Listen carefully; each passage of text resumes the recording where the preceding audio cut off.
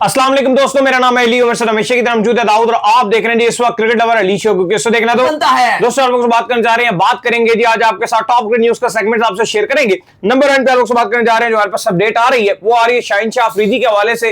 भाई आज press conference करने के लिए आए हुए थे शाहीन शाह अफरीदी, क्या कहना था उनका कप्तानी को लेकर, क्योंकि कप्तानी के हवाले से बाबर का भी बड़ा नाम चल रहा था। तो शाहीन से भी डायरेक्ट सवाल हुआ कि भाई आप 2027 वर्ल्ड कप कप्तान हो भी कि नहीं, क्या रिस्पॉन्ड किया उन्होंने, जरा इसके और बात करेंगे। प्लेयर्स नाखुश हैं भाई नेशनल कप को लेकर, क्यों नाखुश हैं उस सवाल से आप लोग से शेयर करेंगे।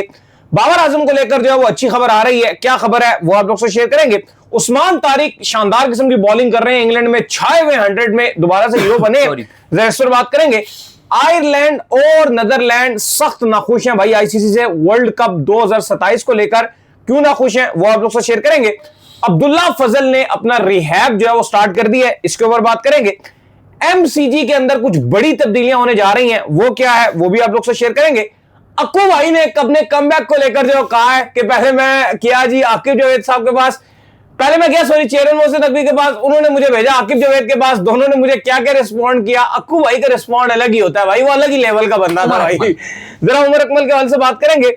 और इंडिया का एक प्लेयर तैयार है वर्ल्ड कप के लिए, कौन है वो कह रहा है जी मैं अपनी कॉल का सिर्फ वेट कर रहा हूं, वो भी आपको बताएंगे। तो अगर आप हमारे चैनल पर पहली बार आए चैनल को सब्सक्राइब करें और साले के बारे में जाना। तो बात का आगाज करते हैं नंबर 1 खबर के साथ जो हमारे पास आ रही है। तो दाऊद साहब कल से जो आपका नेशनल ओडीआई कप है उसका जो है आगाज होने के लिए जा रहा है, और तमाम तर जो कप्तान है आज उसके वो प्रेस कॉन्फ्रेंस करने के लिए आए हुए थे, जहां हमने देखा कि शाहीन जो है बड़ी बढ़ चढ़कर जो है वो प्रेस कॉन्फ्रेंस में बात कर रहे थे, बड़े अच्छे से जो है सारी चीजें समझा रहे थे कि ये कप क्यों खेला जा रहा है, इससे हमें क्या चाहिए, क्या हमें जो है इससे हम हासिल कर सकते हैं।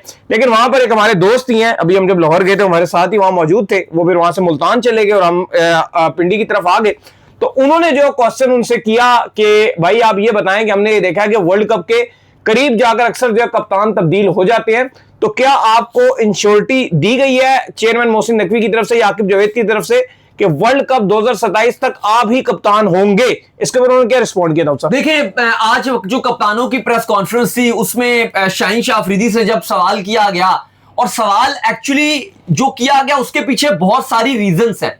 ऐसा नहीं था कि सवाल सिर्फ इसलिए कर दिया गया कि भाई 2024 के वर्ल्ड कप से पहले आप तब्दील होगे, ठीक है वो एक हिस्ट्री तो है, लेकिन अब ये बहुत ज्यादा चीज गर्म होना शुरू हो गई है कि जो पाकिस्तान क्रिकेट बोर्ड के जो आला ओहदेदार हैं, स्पेशली अगर हम मेंशन करें तो पीसीबी चेयरमैन मोहसिन नकवी, ये चल रहा है कि वो कभी भी ये डिसीजन ले सकते हैं कि बाबर आजम ओडीआई के भी कप्तान होंगे। और ये खबर इस टाइम बहुत ज्यादा गर्म है, और हमें पता है कि वक्त बदलते और हालात बदलते, बिल्कुल भी टाइम नहीं लगता पीसीबी में, और बाबर आजम को ओडीआई का कप्तान भी बनाया जा सकता है। इसलिए भी कि सिर्फ बाबर ने वेस्ट इंडीज के टेस्ट सीरीज में अच्छा नहीं किया या अपनी कप्तानी में टेस्ट मैच जितवा दिया या बैटिंग में प्लेयर ऑफ द सीरीज का अवार्ड ले लिया, ये रीजन सिर्फ नहीं है।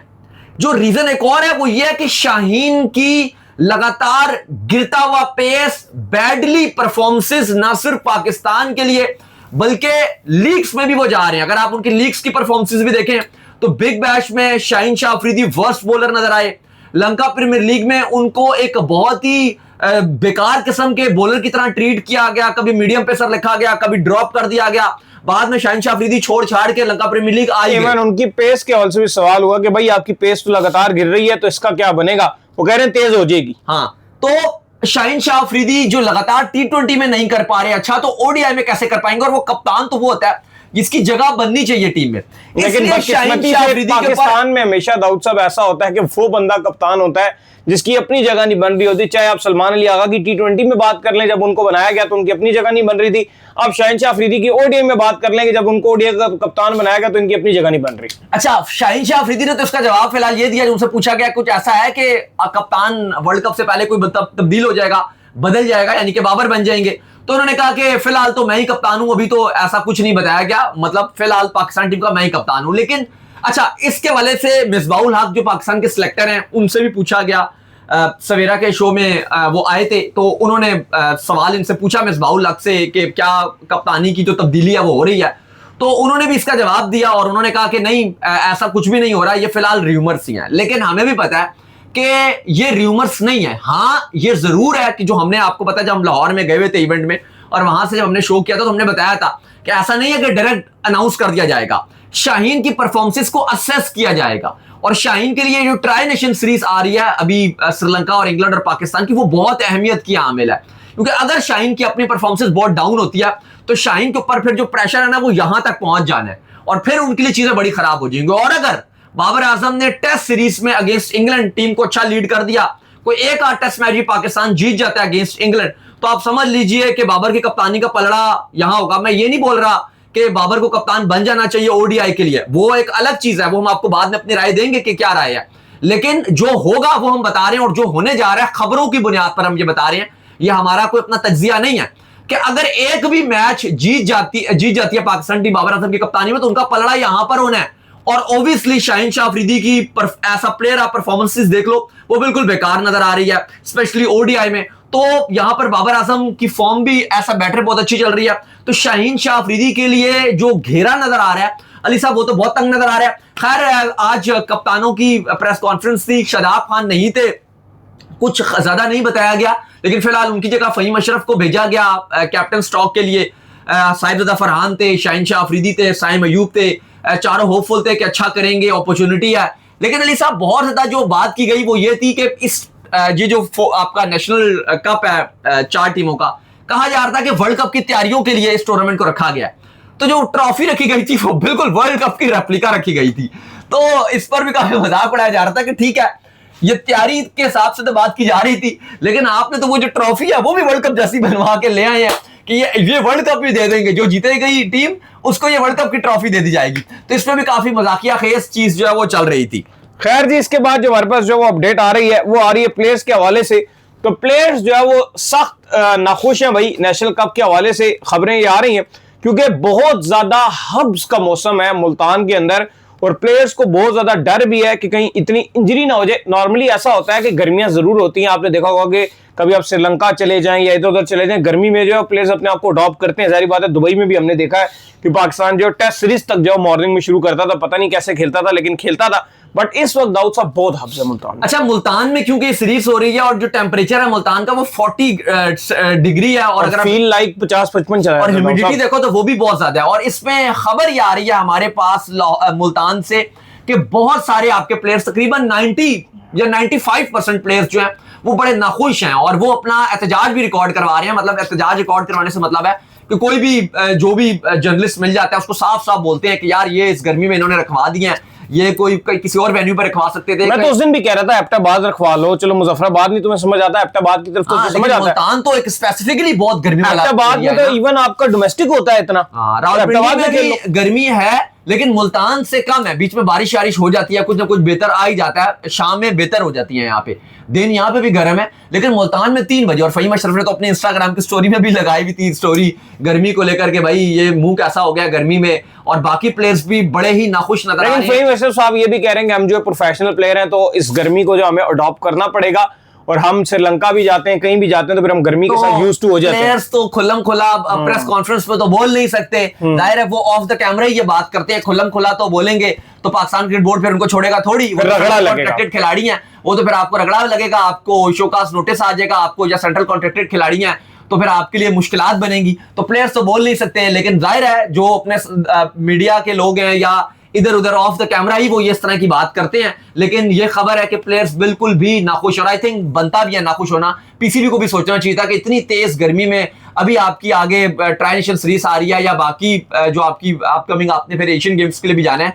इतनी गर्मी में नहीं होना चाहिए था। और है भी वनडे मैच ना, होता भी 7-8 घंटे का मैच है तो काफी ये मुश्किल हो जाता है फिर। खैर जी, इसके बाद जो हमारे पास अपडेट आ रही है वो आ रही है बाबर आजम के हवाले से। तो भाई अच्छी खबर आ रही है बाबर आजम को लेकर। जैसे हमने आपको कल बताया था कि बाबर आजम जो है वो इंजरी बाबर आजम को लग रही है और चीजें जो है बाबर आजम के लिए मुश्किल हो सकती हैं, लेकिन फैंस की दुआएं जो है वो काम ले आई है। दाऊद साहब, बाबर आजम बेहतरी की तरफ रवाना दवाएं।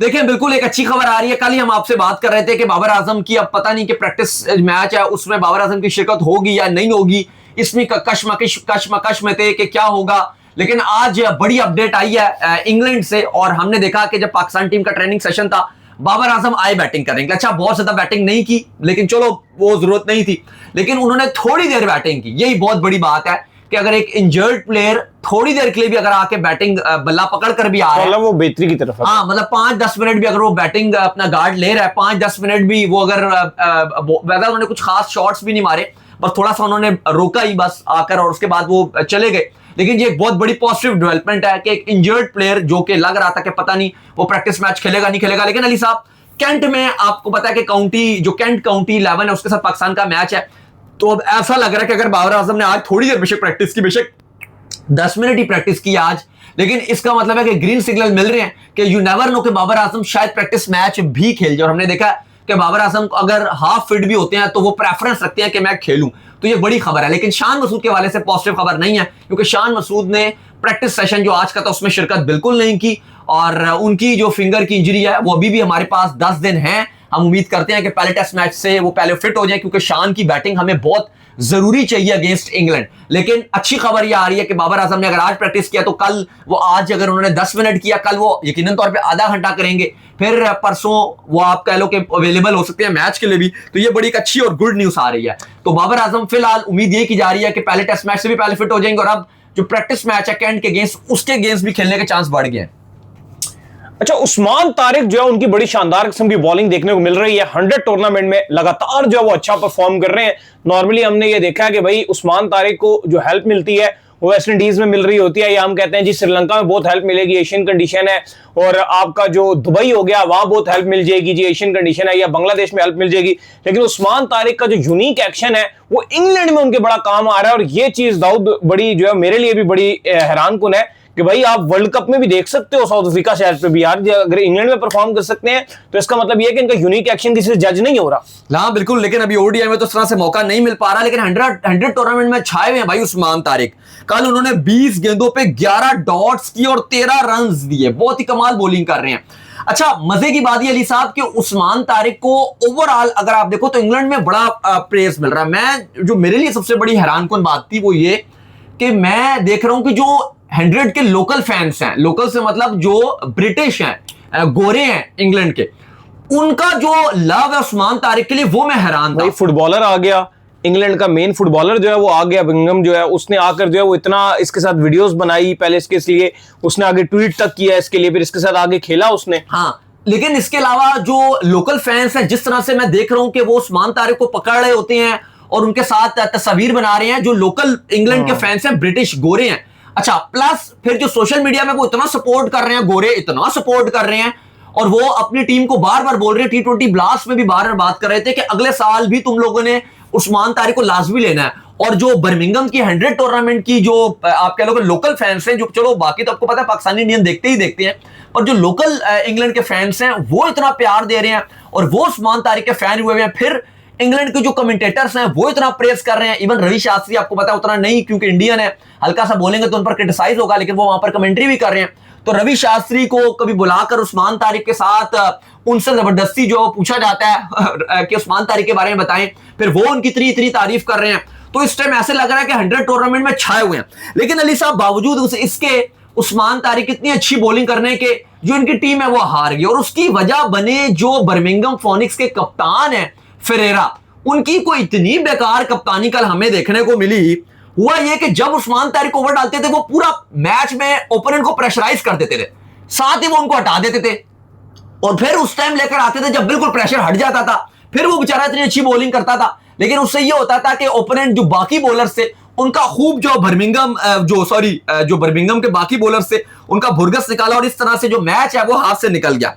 अच्छा, पहले बैटिंग करते हुए बर्मिंघम ने 162 रन बनाए, जबकि जो दूसरी टीम थी उसने आराम से इस टारगेट को चेस किया और इस तरह से शिकस्त हो गई। लेकिन फेरेरा की जो कप्तानी थी वो बहुत ही हमें बेकार किस्म की देखने को मिली। शायद मुझे तो कल मैच देखकर ऐसे याद आ गया जैसे सलमान अली आगा इंग्लैंड के अगेंस्ट कप्तानी कर रहे थे, वो भी उस्मान तारिक को हैरी ब्रूक के आगे लेकर ही नहीं आ रहे थे, उनके 2 ओवर बचा लिए। जब मैच डेड हो गया तो उसके बाद उनको बॉल दे, इंडिया में भी यही हरकतें कर रहे थे। हाँ चलो, इंग्लैंड वाले मैच में तो पूरी तरीके से हमारी वापसी हो गई थी ना। इंग्लैंड वाले मैच में तो हम अच्छी तरीके, इंडिया वाला मैच फिर भी हमारे हाथ, चलो वो तो बहुत ज्यादा अलाई लेट थे, लेकिन वहां पे तो उसने जब एकदम से विकेट लेना शुरू की, उस्मान तारिक ने रन भी नहीं दिए, उसके बाद हटा दिया, और फिर तब लाया जब मैच डेड हो गया। तो कल वही हरकत फेरेरा ने सेम टू सेम वही वाली चीज की, और रिजल्ट क्या निकला कि उनकी टीम मैच हार गई। खैर, इसके बाद जो हमारे पास अपडेट आ रही है वो आ रही है आयरलैंड और नीदरलैंड के हवाले से। तो भाईजान आयरलैंड और नीदरलैंड जो है वो सख्त नाखुश हैं आईसीसी के हवाले से। हमने आपको बताया था कि भाई वर्ल्ड कप 2027 जो है इनिशियल प्लान ये था कि इसमें 14 टीमें जो है वो हिस्सा लेंगी, लेकिन बाद में आईसीसी ने जो है सारे इस प्लान को जो है वो जाकर चेंज कर दिया, जिसके ऊपर नीदरलैंड के जो खिलाड़ी हैं उन्होंने डायरेक्ट ट्वीट तक किया कि आप मुझे कह रहे हो कि पहले पूरा साल खेलो, फिर साल खेलने के बाद जब क्वालिफाई करो तो फिर एक सीरीज और खेलो, फिर आकर जो क्वालिफाई करो। अब इसके ऊपर जो इन बोर्ड्स ने ऑफिशियली तौर पर जो आईसीसी से दाऊद साहब एहतजाज करना शुरू कर दिया। देखिए बिल्कुल, आयरलैंड और नीदरलैंड तो बहुत सख्त गुस्से में है, साथ उन्होंने नमीबियन क्रिकेट बोर्ड को भी मिला लिया है और कह रहे हैं कि मजीद जो एसोसिएट बोर्ड्स हैं उनको भी हम मिलाएंगे। दो अभी ऑफिशियल स्टेटमेंट आया है नीदरलैंड और आयरलैंड क्रिकेट बोर्ड का, जिसमें वो कहते हैं कि हमारी 2 आईसीसी से मीटिंग हुई है, जिस पर हमने शिकायत की कि आपने 14 टीमों का कहा था, 7-7 के 2 ग्रुप बनाने थे, ये सडनली लास्ट मोमेंट पे आपने अनाउंस किया कि नहीं जी 6-6 टीमों के 2 ग्रुप बनेंगे और एक सुपर सीरीज अनाउंस कर दी जो 12वीं 13वीं और 14वीं टीम की होगी। तो ये ज्यादती एसोसिएट टीम्स के साथ और बिल्कुल ये चीज ठीक नहीं है। लेकिन इसके बाद नीदरलैंड और आयरलैंड ने मुश्तरका एलामिया किया और वो कहते हैं कि जब हमने आईसीसी से 2 मीटिंग की और हमने आईसीसी से उसके बाद जो थर्ड जो भी मीटिंग में हुआ था उसका आईसीसी ने कहा था हम जवाब देंगे, और जब हमने आईसीसी से जवाब मांगा तो आईसीसी खामोश हो गया और वो कहते हैं कि हमें जवाब ही नहीं मिला। वो कहते हैं कि बीइंग एन एसोसिएट टीम ये हमारे लिए बहुत ही डिसअपॉइंटमेंट और डिसरिस्पेक्टफुल है, हमारी बेइज्जती का मुकाम है कि आईसीसी हमें रिप्लाई तक नहीं कर रहा। जो हमारी लास्ट मीटिंग हुई थी आईसीसी से, उसके बाद हमने आईसीसी से पूछा था कि भाई हम आईसीसी के साथ काम करना चाहते हैं, और आईसीसी इवेंट में साथ ही उन्होंने ये भी कहा कि जो बेस्ट मूवमेंट रही है आईसीसी की वो एसोसिएट टीम्स ने जब जो टेस्ट प्लेइंग नेशन उनको चैलेंज किया है वो आज भी आईसीसी की बेस्ट मूवमेंट रही है, जिस पर उन्होंने मेंशन भी किया कि हमने पाकिस्तान को हराया था 2006 के वर्ल्ड कप में, आयरलैंड ने, नीदरलैंड कहता है कि 2022 के T20 वर्ल्ड कप में हमने साउथ अफ्रीका को हराया, जिसका फायदा हुआ। आयरलैंड कहता है कि मैंने इंग्लैंड को हराया था 2011 का जो इंडिया वाला वर्ल्ड कप था, जब ओब्रायन ने कमाल करके खेला था, वो वाला वर्ल्ड कप में हमने इंग्लैंड को हराया था। तो वो ऐसी वाइब्स हैं जो हर टाइम याद रहती हैं, और इन मूवमेंट्स के बावजूद आईसीसी हमें वर्ल्ड कप से दूरी बनाकर रखा हुआ है। तो वो कहते हैं कि डिसअपॉइंटमेंट है, प्लस वो ये कह रहे हैं कि हम और बोर्ड्स को भी मिलाएंगे और हम मजीद अपना जो एहतजाज है वो रिकॉर्ड करवाएंगे, क्योंकि ये बिल्कुल नाइंसाफी है। बहरहाल आईसीसी का मानना यह है कि क्योंकि इससे कंपटीशन लॉन्गर फॉर्मेट पे कम होता है तो हम ये फिर भी नहीं करेंगे। खैर, इसके बाद जो हमारे पास दाऊद साहब अपडेट आ रही है वो आ रही है अब्दुल्ला फजल के हवाले से। तो भाई अब्दुल्ला फजल ने जो है अपना रिहैब स्टार्ट कर दिया है। आपको पता है कि ये इंजर्ड हो गए थे, बड़े टैलेंटेड खिलाड़ी हैं और इंजरी की वजह से बाहर हो गए थे, अब ये हमें रिहैब करते हुए नजर आ रहे हैं। दाऊद साहब देखिए बिल्कुल, अब्दुल्ला फजल जो कि वेस्ट इंडीज और इंग्लैंड दोनों टूर से बाहर हो गए थे, बहुत ही बदकिस्मत खिलाड़ी रहे हैं, क्योंकि प्रैक्टिस मैच में बड़ा बेहतर परफॉर्म किया था, 50-50 दोनों इनिंग्स में किया था और 100% इनको 11 में जगह मिलनी थी, लेकिन इंजर्ड हुए और ऐसे इंजर्ड हुए कि बिल्कुल ही लंबे बाहर हो गए। वापस बांग्लादेश सीरीज में रन्स भी किए थे, वापस पाकिस्तान इनको बुला लिया गया एनसीए में। 2 दिन पहले इनको बोला था कि आप एनसीए में अपनी जो है वो हाजिरी दीजिए, ये आए और अब इनको कहा गया कि रिहैब शुरू कर दिया इन्होंने आज से अपना प्रॉपर, और फिर जब ये फिट होंगे तो कहा जा रहा है आपको दोबारा पाकिस्तान टीम में जगह मिलेगी, लेकिन आज से उनका रिहैब शुरू हो गया। अच्छा, मोहम्मद आमिर का भी जो इनके ऊपर स्टेटमेंट आया अब्दुल्ला फजल को लेकर, अजान अवैस को लेकर और अली रजा को लेकर, उनका ये कहना है कि बहुत ज्यादा जो है वो तीनों टैलेंटेड खिलाड़ी हैं, लेकिन चूंकि ये इस वक्त जो है वो एशियन कल्चर का जो है वो हिस्सा है, तो अल्लाह खैर करे कि ये जो है वो लॉन्ग टर्म चल जाए किसी तरह। खैर जी, इसके बाद जो हमारे पास जो वो अपडेट आ रही है वो अपडेट आ रही है एमसीजी के हवाले से। तो भाई मैसिव चेंजेस जो है वो होने जा रही हैं एमसीजी ग्राउंड में। दाऊद साहब देखिए बिल्कुल एमसीजी के लिए बड़ी खबर है और बहुत ज्यादा रीडेवलपमेंट हो रही है। एमसीजी आपको पता है कि जो 2028 का T20 वर्ल्ड कप है जो कि ऑस्ट्रेलिया और न्यूजीलैंड में होस्ट है, उससे पहले ऐसे लग रहा है कि एमसीजी एक नया हमें नजर आएगा। $2 बिलियन भाई, $2 बिलियन की जो आप कह लो कि बजट है वो पास कर दिया गया। विक्टोरिया की जो गवर्नमेंट है, ये याद रहे कि वैसे हम जब बोर्ड्स की बात करते हैं तो हम कहते हैं कि बीसीसीआई दुनिया का रिचेस्ट बोर्ड है, लेकिन जब अगर आप स्टेडियम की बात करते हो तो ऑस्ट्रेलिया का एक जो स्टेडियम है वो अगर आप बीसीसीआई की टोटल नेटवर्थ आप उठा लो, बीसीसीआई की टोटल नेटवर्थ इतना हमें तकरीबन एक ऑस्ट्रेलिया का स्टेडियम की जो कॉस्ट आती है वो हमें नजर आ जाती है। इसका मतलब ये नहीं है कि ऑस्ट्रेलियन क्रिकेट बोर्ड बड़ा अमीर है, वजह यह है कि जो ऑस्ट्रेलिया में जो स्टेडियम बनाए जाते हैं वो उनकी जो स्टेट गवर्नमेंट होती है वो बनाती है। और आपको पता है कि स्टेट गवर्नमेंट की अगर आप बात करते हो ऑस्ट्रेलिया की, वो तो फिर इंडिया से बहुत अमीर है, जो सच बात है, वो फिर बहुत अमीर है और उनके पास पैसा भी बहुत ज्यादा है।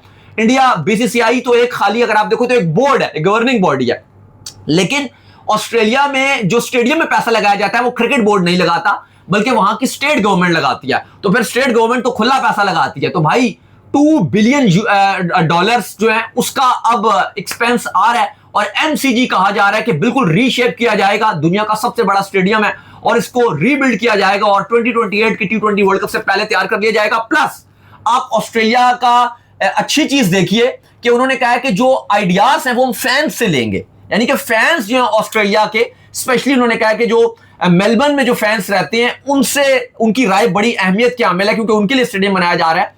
तो जो फैंस राय देंगे कि क्या नई चीज ऐड होनी चाहिए, वो हम उनकी जो आपके लोग एडवाइस है उस पर अमल करेंगे। खैर जी, इसके बाद जो हमारे पास जो अपडेट आ रही है वो आ रही है उमर अकमल के हवाले से।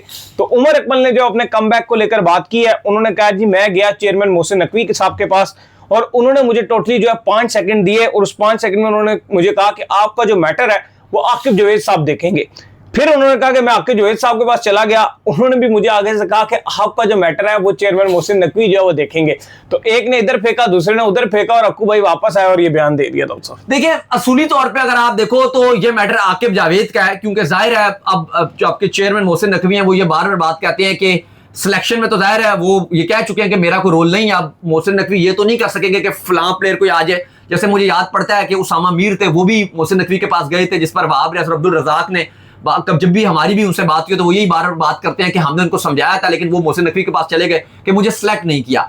ऐसा तो नहीं हो सकता ना कि एक जो सिलेक्टर का काम है वो अब आप चेयरमैन के पास जाकर लेकिन एक और चीज मैंने देखी है, आकिब जावेद के पास पूरी अथॉरिटी थी। ये जो एक्चुअली उमर अकमल का मामला है ये आकिब जावेद का मामला है, आकिब जावेद को इसको रिजॉल्व करना चाहिए था। लेकिन मैंने एक चीज और देखी है, उमर अकमल का जो असल राइट बनता है ना वो पीएसएल खेलने का उनका हक बनता है। ये फ्रेंचाइजीज उनके साथ करती है ना, उस पर मुझे बड़ा गुस्सा चढ़ता है कि जो फ्रेंचाइज अपने लिए वर्ल्ड कप बना लेती है ना, नहीं हमारे लिए बहुत ज्यादा इंपॉर्टेंट वर्ल्ड कप है और फिर ये सारे मिलकर अच्छे प्लेयर्स वही और फिर ये सारे मिलकर एका कर लेते हैं, मतलब ऐसे इस प्लेयर को हमने नहीं पिक करना। और ये अहमद शहजाद ने भी ये बात कही है कि सारे मिलकर ना इकट्ठे हो जाते हैं और फिर एका कर लेते हैं। मुझे लगता है कि अहमद शहजाद और उमर अकमल दोनों पीएसएल में एटलीस्ट खेलने चाहिए थे। आज भी अगर आप देख लो कि इंडिया से रिटायर्ड हुए प्लेयर कितना अरसा आईपीएल अपनी मर्जी से खेलते रहते हैं, अभी तक खेलते रहते हैं। आखिरी वाइट बॉल कप खेले हैं भाई, अभी तक खेलते रहते हैं और उनकी फ्रेंचाइजीज उनको प्रॉपर रिस्पेक्ट देती हैं कि नहीं इंडिया खेला हुआ है, इंटरनेशनल खेला हुआ है। मतलब अक्कू भाई का ये लेवल भी नहीं कि आप उनको पीएसएल में खिलाएं, इसमें मुझे बड़ा गुस्सा आता है। ये बात पीएसएल खेल के फिर आप देख सकते हैं कि यार उसकी वापसी का कोई रास्ता बनता है नहीं बनता,